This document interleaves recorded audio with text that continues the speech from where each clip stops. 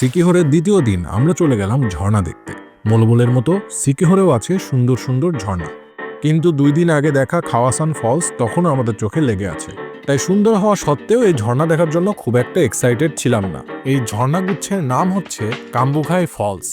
সকাল সকাল না যাওয়ায় ঝর্ণা হয়ে গেছে নিউ মার্কেট। কেউ ঝুলছে, কেউ ঝুলে ঝুলে ছবি তুলছে।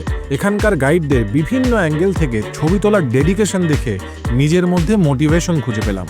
এরকম ডেডিকেশন দিয়ে ইউনিভার্সিটি লাইফে পড়ালেখা করলে আজ অন্তত সিজিপিএটা ভালো হতো। এখন এই কম সিজিপিএ ভুলে নিজেকে উপরে তুলে দড়ি ধরে ঝুলে পানিতে ঝাঁপ দিলাম। ছোটবেলা থেকেই পানির প্রতি আমার আকর্ষণ বেশি, কিন্তু আফসোসের বিষয় আমি সাঁতার জানি না। ফলে লাইফে অনেক জলজ এক্সপিরিয়েন্স বা ওয়াটার অ্যাক্টিভিটি কাছ থেকে উপভোগ করার ইচ্ছা থাকলেও পারিনি। কিন্তু ফিলিপাইনে সব জায়গায় লাইফ জ্যাকেট থাকায় সব কিছুই উপভোগ করতে পারছিলাম।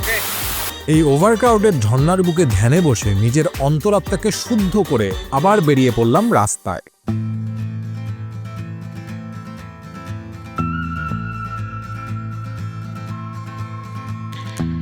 সিকিহো ছোটখাটো একটা দ্বীপ। বাইক নিয়ে সহজেই 2-3 ঘন্টায় পুরো দ্বীপ কভার করা সম্ভব, কিন্তু আমার এত তাড়াহুড়া নেই। আমি ধীরে ধীরে সাগর পাড়ের রাস্তা দিয়ে এগুতে থাকলাম। থেমে থেমে দেখতে লাগলাম সিকিহরের প্রকৃতি। সময় ফুরিয়ে যায়, সিকিহরের প্রকৃতি যেন ফুরায় না। 2 চোখ দিয়ে এই প্রকৃতি দেখে শেষ করা সম্ভব না। বিস্তীর্ণ ধানক্ষেত, সাগর পাড়, সারি সারি নারকেল গাছ, জঙ্গল, পাহাড়, সাগর পাড়ের ছোট শহর, কোমর ভাঙা বটগাছ, ফাঁকা শুনশান ব্রিজ, বাস্কেটবলের কোর্ট আর পাখাওয়ালা বোট দেখে বাকিটা দিন ভবঘুরে মনে পার করে দিলাম।